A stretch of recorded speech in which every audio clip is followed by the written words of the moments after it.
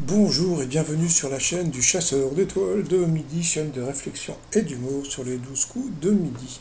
Alors on souhaite un bon anniversaire à la grand-mère de Jean-Luc Reichmann qui a eu 101 ans et il a remercié le personnel soignant.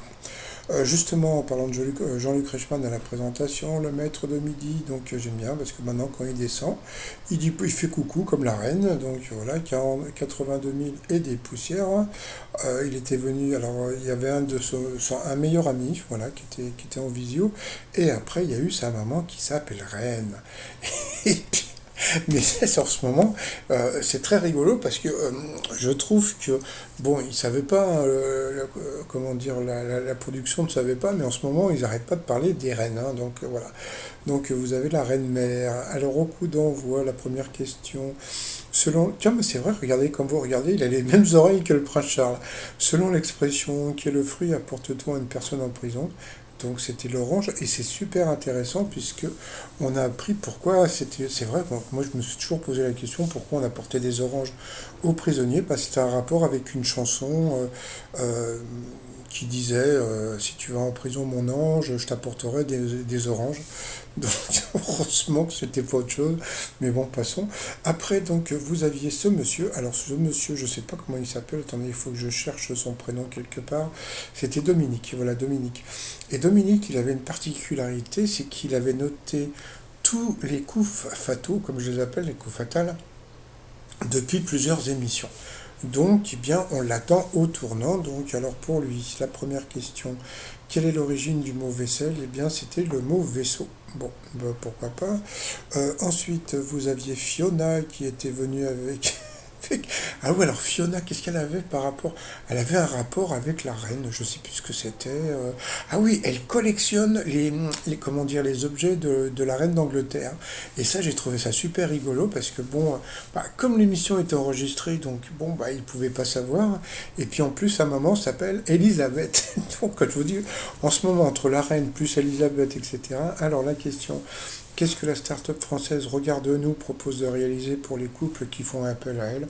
Ça semblait évident, hein, Regarde-nous, c'était leur sextep. Donc après, vous aviez Louis qui était venu avec sa sœur, sa petite chérie au milieu et sa maman qui était à droite.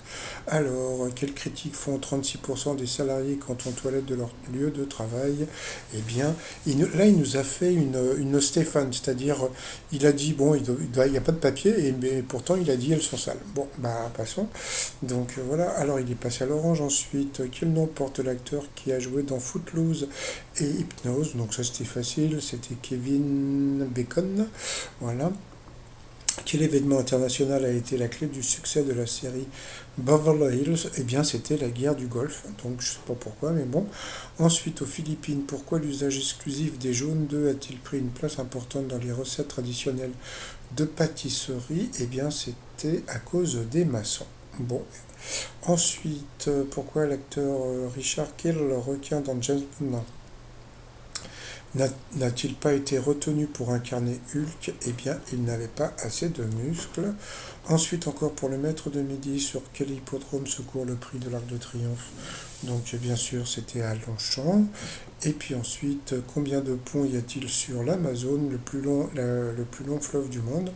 Eh bien, il a dit un. Et le maître de midi, parce que attention, hein, il faut être honnête, a dit aucun. Eh bien, c'était aucun, mais bon, je crois qu'on avait déjà vu cette question quelque part dans l'émission. Donc, bon, bah, sur cette question, eh bien, Dominique est passé au rouge. Qui dit rouge dit duel. Il a pris donc Louis en duel, qui est tombé sur une question assez simple. Qui chantait avec David? Est-ce que tu viens pour les vacances? Donc, bien sûr, c'était Jonathan. La chanson avait été reprise par les nuls qui avaient fait Qu'est-ce que tu vends pour les vacances? Donc voilà, et donc on ne verra pas malheureusement Dominique en coup fatal. Ça aurait été intéressant de le voir par rapport à toutes les questions. Donc ensuite, eh bien, Louis, Stéphane et Fiona sont retrouvés au coup par coup alors quel terme désigne un meuble? La mauvaise réponse était ban. Pourtant, le semainier, c'était assez connu, mais bon, passons. Entre-temps, Jean-Luc Reichmann a voulu appeler comme c'est Michel Drucker, parce que c'est son anniv aujourd'hui. Je prépare une autre vidéo sur Michel Drucker, je le mettrai après. Et donc on va voir, est-ce qu'il va l'avoir au téléphone. Alors, donc il y avait toute une série de questions. Alors, que peut-on affirmer au sujet de Michel Drucker? Eh bien, la mauvaise réponse était qu'il n'a pas joué dans un film de Truffaut. Et il s'est marié à Las Vegas comme moi. Et il est né en Normandie, pas comme moi. Ensuite, qui était bien au pouvoir en France cette année-là? Et là, c'est le maître de midi qui s'est planté. Oui, c'est drôle, ça, je pensais à ça il n'y a pas longtemps. Je me disais, mais ce maître de midi, et si on lui mettait des dates, et ben voilà, bah François Ier, pourtant, il y a bien la fameuse date 1515, mais bon, il était, c'était un peu trop tôt. Donc voilà, donc il est passé à l'orange. Ensuite, quelle proposition est une anagramme d'un nom d'oiseau?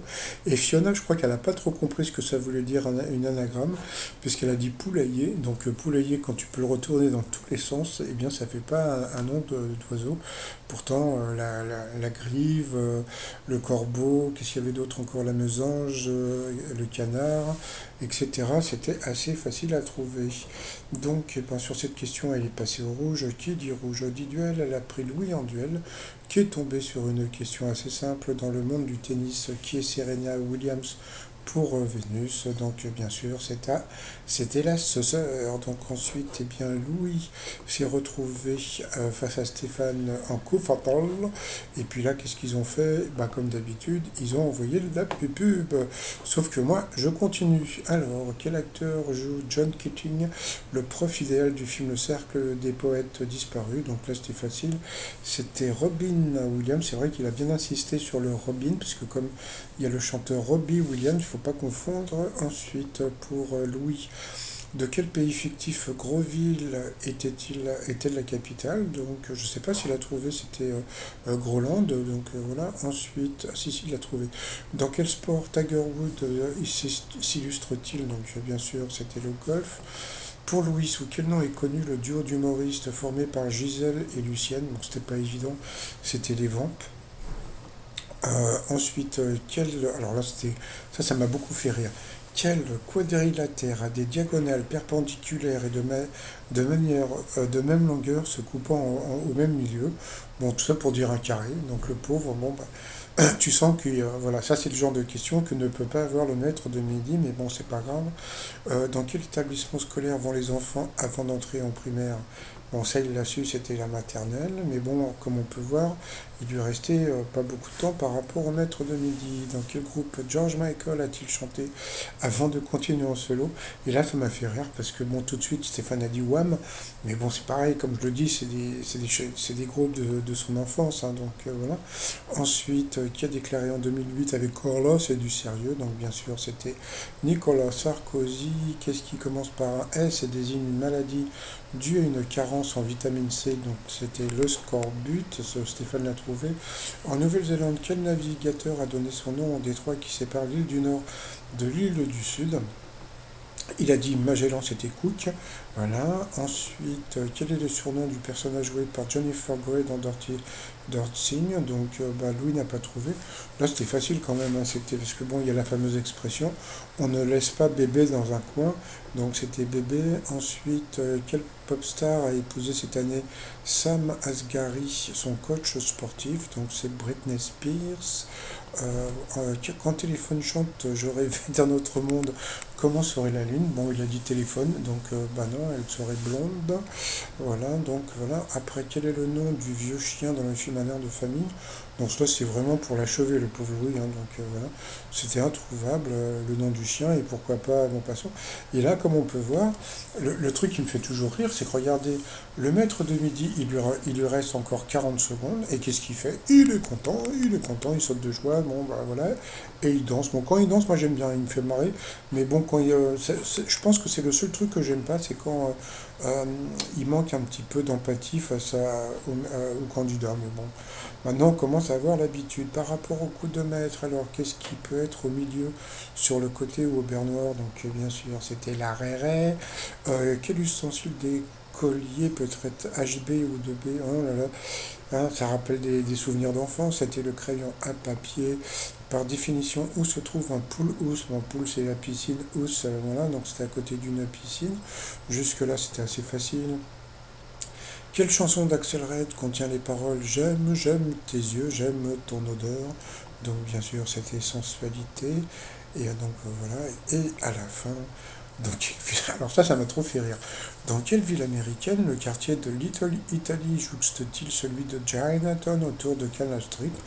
C'est vrai, il a raison sur un truc, c'est que Chinatown, c'est aussi un quartier de Los Angeles. Sauf que Little Italy, eh bien, il n'y a pas de Little Italy à Los Angeles, et puis Canal Street, c'est hyper connu. Donc il a dit l'autre en pensant que c'était Los Angeles, et en fin de compte, eh bien, c'était New York. Voilà, donc ça fait plusieurs jours où il se plante comme ça. Il cherche des difficultés quand on lui donne des cadeaux, mais bon, c'est pas grave. Hein, donc, du coup, il a gagné 1000 balles, et regardez, il fait la gueule. Bah oui, mais là c'est mérité parce que c'était facile, hein, en passant. Allez, ensuite, par rapport à l'étoile mystérieuse, ben, on peut voir un nouvel élément. Là, je sais pas si on peut voir sur le milieu, là. Il y a un petit truc rose, je vois pas encore ce que ça peut être. Bon, bah, je verrai bien. Donc, bon, pour l'instant, bon, on va dire que, bon, comme hier, je vous ai dit que c'était Coluche, mais je crois que Coluche avait déjà été dit. Donc, je vais retourner sur Christine Bravo, même si je vois pas du tout ce que Christine Bravo aurait à voir avec la lampe. Donc bon, moi j'attends toujours éventuellement si vous voulez, bon j'ai toujours cette fameuse liste, hein, donc voilà, si vous voulez jouer et essayer de trouver l'étoile, donc vous envoyez un message à étoile2midi@outlook.fr et puis vous pouvez gagner un t-shirt. Donc le t-shirt du jour c'est je peux pas, j'ai une tendinite au bras, donc ça il faut connaître la fameuse phrase maintenant de Magali Berda, donc le t-shirt sur le site romignon.com. Et sinon, bah, on va faire comme Jean Lassalle, on va vous souhaiter une bonne journée à tous mes amis. Je vous dis à demain, bye bye.